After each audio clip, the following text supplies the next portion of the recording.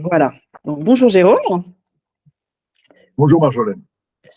Donc, tu es chez nous pro, plutôt spécialisé dans le domaine de la finance et en particulier dans le domaine des fonds et le conseil aux fonds. Et donc, ma première question est quels sont les domaines d'expertise sur lesquels tu peux aujourd'hui partager avec un jeune? Tu en as dit beaucoup déjà. C'est effectivement la finance. Moi, je fais depuis très longtemps maintenant de la finance d'entreprise, autant que de marché. Je veux dire par là que je fais essentiellement du conseil en fusion-acquisition, mais j'ai pas mal travaillé dans le domaine aussi des introductions en bourse, tout ce qui est finance de marché, mais quand même du côté des entreprises. C'est-à-dire que j'ai toujours conseillé des entreprises ou des fonds, mais des fonds d'investissement en private equity, pas des fonds de public. Donc mon domaine de compétence, c'est vraiment là, dans tout ce qui est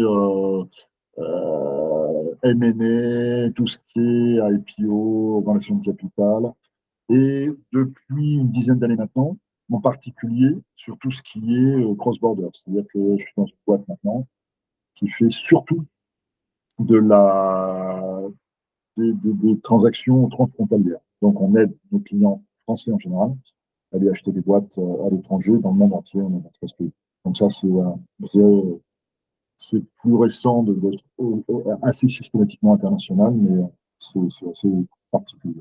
Donc, je peux aider des gens qui veulent aller dans ces métiers-là, que ce soit du côté d'ailleurs du conseil M&A, IPO, etc., donc banque d'affaires, ou du côté fonds, même si moi j'ai passé que 2 ans dans un fonds de LBO.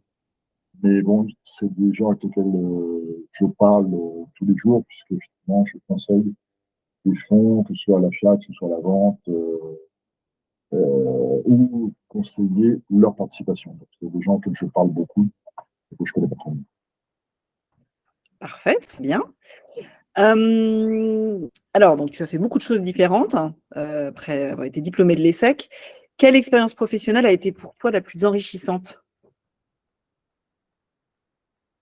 Je pense que la plus enrichissante, ça a été, je ne savais pas que je dis ça à mon employeur actuel, mais c'est sans doute quand j'étais chez HSBC, parce que je suis arrivé dans une boîte qui était un changement assez important. Je suis pas le perdreau de l'année, ça commence à se savoir. Et donc, je suis arrivé chez HSBC à l'époque où justement HSBC devenait HSBC. C'est en fait au moment du rachat de Midland. Donc, c'était vraiment une boîte qui changeait beaucoup, très internationale. Et au bout de 5 ans, je suis rentré là, disons junior senior, hein, senior associé. Et au bout de 5 ans, il y a eu un télescopage de pas mal de choses, ce qui fait on m'a nommé DG de HSBC Investment Bank. Et là, c'était super enrichissant parce que d'un seul coup, alors, je ne m'y attendais pas vraiment. On me l'a proposé, je l'ai pris et c'était passionnant. C'était un moment où ça marchait plutôt pas mal, un moment où ça allait se développer, où ça allait. On avait pas mal de choses à faire où enfin, les planètes ont été alignées. J'ai eu un peu de chance et ça s'est très bien passé. Donc c'était le plus enrichissant, à tout point de vue d'ailleurs, parce que c'est aussi là que j'ai le mieux gagné ma vie. Très bien. C'est l'exemple même du fait que l'on peut saisir des opportunités auxquelles on ne s'attend pas. Donc, cette fameuse citation que j'adore, la chance ne sourit qu'aux esprits bien préparés, c'est ça, c'est que tu étais ouvert. Oui, c'est ça, c'est que il y a une part de hasard, parce que très franchement, il a fallu, enfin, je crois que des gens se sont lassés de mon patron à Londres, et donc, ils ont regardé, pour eux, j'étais le candidat naturel pour redevenir DG. On m'a annoncé ça, parce que j'ai été convoqué à Londres, je suis arrivé, il y a quelqu'un derrière le bureau qui m'a dit bonjour, ça va, ouais, ouais, ça va, tiens, voilà, on a décidé de virer ton patron, c'est toi le DG maintenant. Il s'est levé, qui m'a serré la louche, qui a dit good luck. Je suis Ah oui, reparti. ah oui, Et c'est voilà. Oui, c'était assez intéressant. C'est un Et ça voyage s'est bien passé. organisé. Voilà. Bon héroïte, ton déplacement à Londres. Oui, ouais, c'était un bon déplacement. Je n'ai pas fait que des bons déplacements à Londres, mais celui-là était bon. Donc ça c'était euh, globalement, c'était l'expérience la plus enrichissante parce que on m'a donné ça à un moment où ça allait décoller, où on lançait en plus des nouveaux produits, puisqu'on n'avait pas fait d'IPO en Europe continentale en tant que lead. Et donc j'ai commencé à faire ça, plus développer le M&A, développer l'équipe dans un marché qui était plutôt positif. J'ai été aidé et du coup ça a super bien marché. Pendant 5-7 ans. C'était super enrichissant. C'était vraiment c'était le top de ma carrière. Très bien. Alors, la question suivante, justement, à l'inverse, quel a été le plus grand challenge professionnel auquel tu as fait face et qu'en as-tu retiré? Donc, la plus grande difficulté ou le plus gros challenge? C'était un challenge de devenir patron du Oui. hasard. Mais en fait, je ne peux pas dire que c'était le plus gros challenge que j'ai relevé parce que in fine, moi, je ne le savais pas, enfin, je n'étais pas sûr de ça, mais c'était assez naturel. Je pense qu'ils avaient raison. Parce que finalement, ouais, j'étais un peu fait pour ça. Et pour m'occuper d'une équipe et lancer du business, ça m'a toujours beaucoup amusé. Alors, dans les challenges, finalement, un des plus gros challenges auxquels j'ai été confronté, parce que après avoir été DG de HSBC Investment Bank en France, HSBC a racheté le CCF et on m'a envoyé à Londres pour m'occuper de l'équipe technologie, qui était la plus grosse équipe d'HSBC, puisqu'il y avait pas loin de 35 personnes. Ce qui, pour une équipe de sectorielle de MLS, enfin de corporate finance, c'est vraiment beaucoup. Et qui était l'équipe qui, à l'époque, c'était la bulle Internet, etc. Donc ça marchait ultra bien. Donc c'était là, il y avait pas le challenge en soi était bon. Franchement, c'était sympa de me filer ça parce que c'était à peu près sûr que ça allait marcher. Le challenge que j'avais, c'était de faire en sorte que ça ne devienne pas n'importe quoi, puisque à l'époque, pour ceux qui ont vécu ça, et ce ne sera certainement pas le cas de tes étudiants, il y avait la folie de la tech, et donc tout le monde voulait faire de la tech, et donc il y avait plein de jeunes. Ça reste un secteur très attractif pour les étudiants. Mais C'était passionnant, puis on avait l'impression.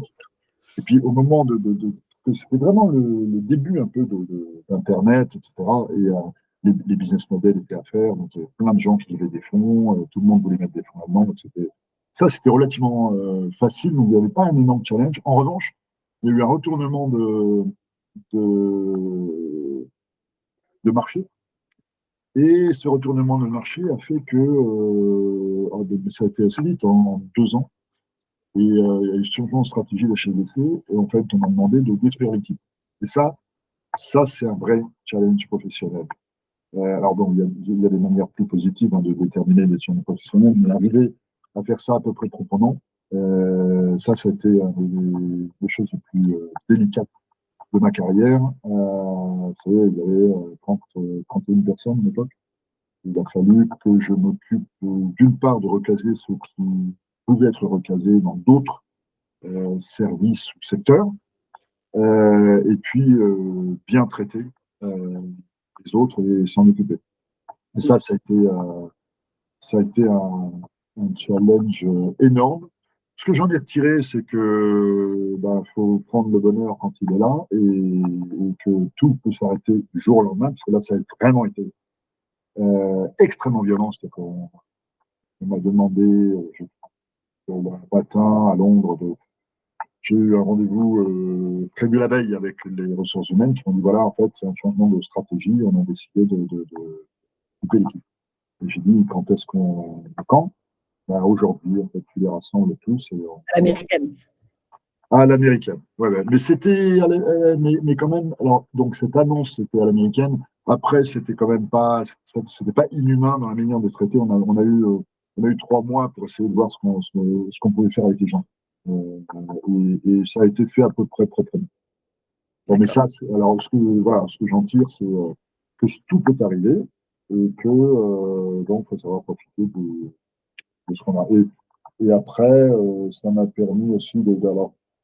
Euh, Ça m'a pas blindé dans le sens où je suis pas devenu d'une méfiance inouïe, etc. Je sais que ça peut arriver. Et j'ai aussi appris là, à ne pas avoir de ressentiment. En fait, beaucoup de gens auraient pris ça comme une défiance personnelle ou une attaque personnelle. J'ai juste vu que finalement, professionnellement, voilà, la stratégie avait changé. La stratégie globale HSBC n'était pas idiote. Hein. C'était en fait de dire on ne va plus donner des conseils à des boîtes qui ne financent pas. Or, évidemment, on ne finançait pas la tech. Donc c'était homogène. Et je suis arrivé à ne pas prendre ça personnellement. Parce que c'était cohérent, en fait, parce que tu as compris la stratégie et que tu as donc pris ça dans le cadre d'un rôle et non Oui, c'est personnellement. ça. C'était la bonne C'est ça. façon de faire. C'est ça. Et puis le fait est qu'ils m'ont extrêmement bien traité aussi. Donc, dans dans la manière de gérer, bon, ils m'ont vraiment proposé plein de choses. Bon, après, Tu as eu deux niveaux, parce que je ne pouvais pas rester dans la boîte ouais, alors qu'il a fallu que je sorte 30 personnes. c'est ça. Dans ce cadre-là, tu as eu deux niveaux de pression. C'est comment accompagner tes 31 personnes vers la sortie ou le fait d'être casé. Et puis toi-même, Ouais, vivre. moi-même, est-ce que je pouvais rester dans une boîte qui avait fait ça, même si j'en voulais à personne, Ah ouais. je ne me voyais pas reprendre une équipe. J'avais l'impression de potentiellement manquer de crédibilité parce que j'avais pas pu sauver Bien. une équipe. Voilà, donc ça, c'était, alors c'est un peu négatif, hein. Ça peut être considéré comme un challenge négatif. Et le challenge beaucoup plus positif, c'était après, bon, j'ai fait autre chose, je travaillais dans un fonds. Et puis, quand je suis venu là, dans mon nouveau poste chez Tramex, où là, tout était à créer. J'ai créé totalement l'activité qu'on a aujourd'hui. Euh, les En gens, capitalisant sur ça, évidemment tes expériences passées, j'imagine. oui, j'avais eu entre les deux quelque chose où j'ai travaillé chez Fortis pendant 5 ans aussi, où j'avais recréé un peu l'activité de corporate finance.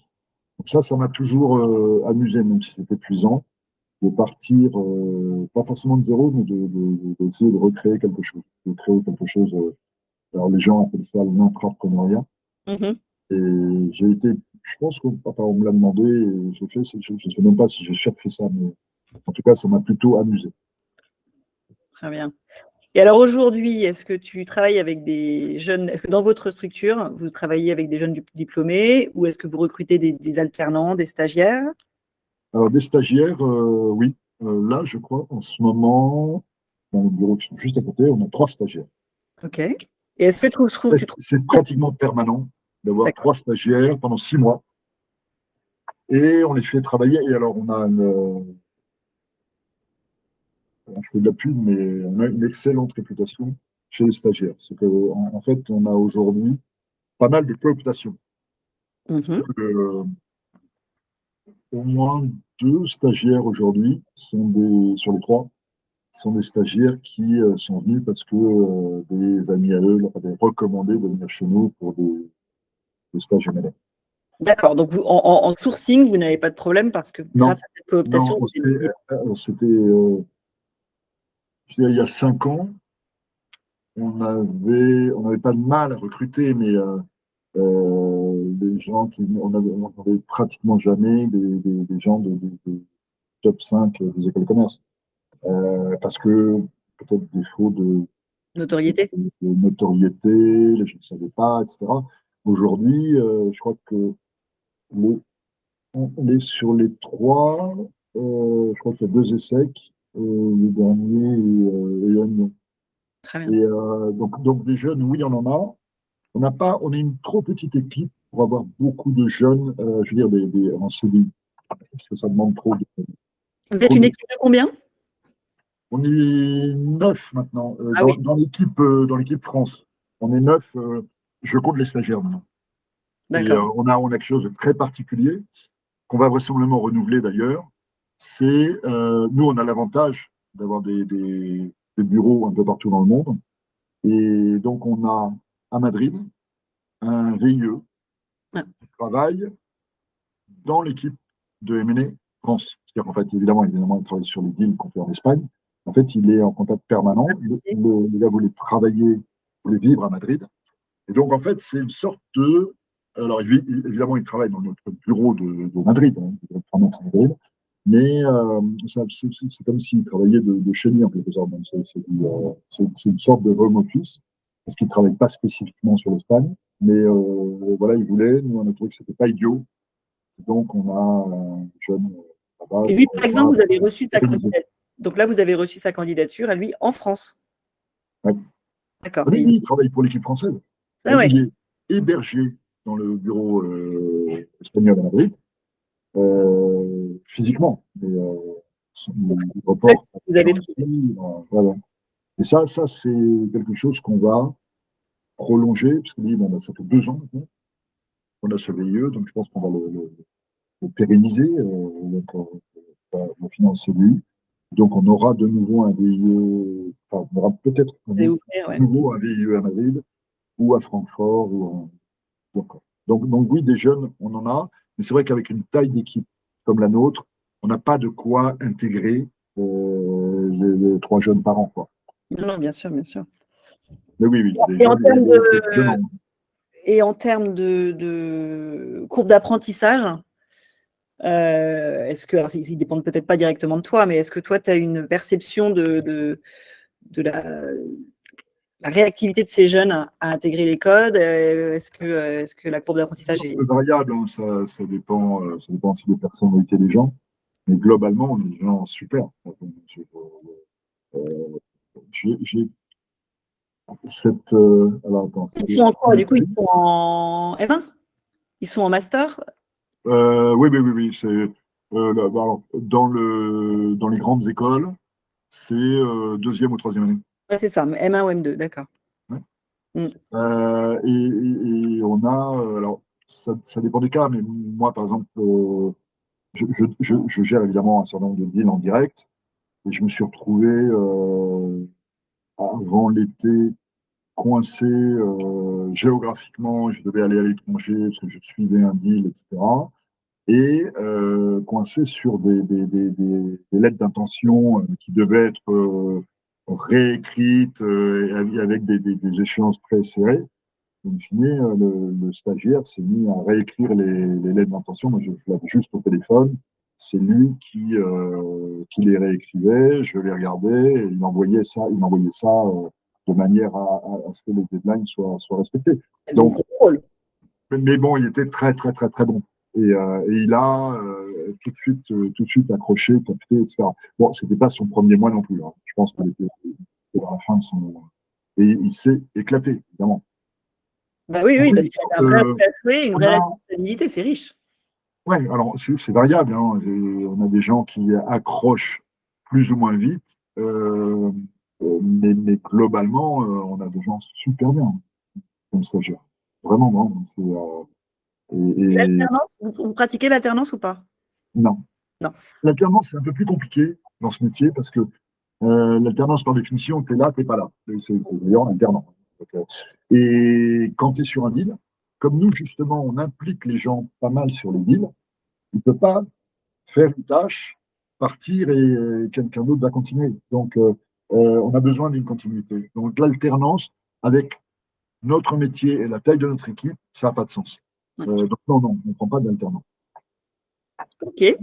C'est par ailleurs quelque chose de formidable, hein, l'alternance. Mais je Oui, mais pense tu as qu'il raison, faut ça comment dépend un peu adapter au de M&A l'activité. Ouais.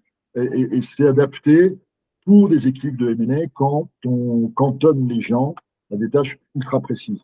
Mais nous, les jeunes qui sont chez nous, quand ils voient un deal, ils voient depuis je dirais la rédaction du contrat, du mandat, jusqu'au closing, s'ils sont là quand ça close. Donc, comme là, on close pas mal en ce moment, ils en voient tous, ils en ont tous. Super. Ok, très bien. Alors, dernière question. Quel conseil donnerais-tu à un jeune qui a du mal à s'orienter? Et Alors, on en parlait tout à l'heure. On sait que la c'est question, fréquent. la question ça dépend à quel moment, quoi. Est-ce que c'est en terminale? Est-ce que c'est quand il est diplômé et qu'il cherche un boulot? Parce que c'est Non, pas non, pareil. parlons plutôt des jeunes qui doivent choisir leur formation supérieure ou leur stage, c'est-à-dire entre la terminale et la L3, quoi, pour se dire, OK, je vais tester cette filière-là. Euh, Alors, je fais des remarques un peu de vieux con et position que j'assume. Moi, j'ai juste enfin, j'ai l'impression de ne pas avoir choisi ma carrière. C'est ma carrière qui m'a choisi. Je suis tombé dedans par hasard. Là, par exemple, je fais de la banque d'affaires par hasard. Et quand j'étais à l'ESSEC, je ne savais même pas ce que c'était. Je n'avais pas fait un stage en banque d'affaires. Je ne savais pas ce que c'était. Et puis, en revenant de côté, on m'a dit, tiens, il y a ça, on me présentait une banque. Bon, c'était une époque où comme aujourd'hui d'ailleurs, on cherchait beaucoup de jeunes dans les boîtes. Et je suis tombé là-dedans par hasard. Donc, je ne suis pas un exemple de focalisation sur une carrière précise. Euh, Néanmoins, je pense que quand on, quand on sort d'école, alors aujourd'hui, je pense qu'on peut avoir un peu une vue encore plus profonde parce que tout le monde fait beaucoup de stages. Donc, il faut faire des stages un peu variés, essayer de faire des stages dans des... Alors, évidemment, il y a un arbitrage à trouver entre la belle maison, donc voilà, si on veut travailler dans le luxe, par exemple, intéressé par le luxe, bah, c'est super bien d'être chez LVMH, et le contenu de ce qu'on fait. Parce que il y a une chose qui est le CV, une chose qui est la réalité de ce qu'on a fait, de ce qu'on a appris, de ce qu'on a vu. Et là, je ne sais pas, je crois qu'il faut vraiment analyser chaque situation. Parfois, il vaudra mieux faire un stage chez LVMH parce que quand même, le tampon est là, même si le contenu n'est pas passionnant. Et parfois, il vaudra mieux faire dans une boîte beaucoup moins prestigieuse, beaucoup moins connue, mais où on verra vraiment la réalité. En tout cas, les stages, ça permet quand même de tester un certain nombre de choses. Puis après, je pense que très franchement, il faut se lancer. On sort d'école jeune, on peut se planter, on peut prendre des voies qui ne sont pas les bonnes. Le seul conseil que je donne vraiment à tout le monde, c'est prenez des boulots où vous apprendrez quelque chose. Mm. Tout ce que vous apprendrez vous servira derrière, quoi que vous fassiez. Ça, c'est ma conviction absolue. On peut changer de métier. In fine, tout ce qu'on a appris, ça stratifie et on en ressort toujours quelque chose. Et puis, enfin, ça, moi, c'est ma vue, hein, mais dans énormément de métiers, ce qui fait la différence, c'est la personne et la personnalité. Bien sûr. Et la On capacité à donner le meilleur de soi-même pour la fonction et expliquer tout ce qu'on, enfin, et démontrer tout ce qu'on sait faire au-delà de la fiche de poste. Ça, c'est ce que je dis aussi Absolument. à mes Et étudiants. donc prenez des choses qui vous apprendront. Alors évidemment, si vous avez déjà, si vous savez le métier que vous voulez faire, c'est formidable. Il y a quand même assez peu de gens qui sont dans cette situation. Donc prenez des choses qui soient ouvertes et qui vous apprennent énormément de choses. Parfait. Voilà, mon conseil. Très bien. Eh bien, écoute, merci Jérôme. Je pense que les jeunes qui nous écouteront auront certainement très envie d'aller regarder ce qu'est Pramex, hein, et quel type de stage vous proposez. Merci Jérôme. OK. Merci, Benjamin.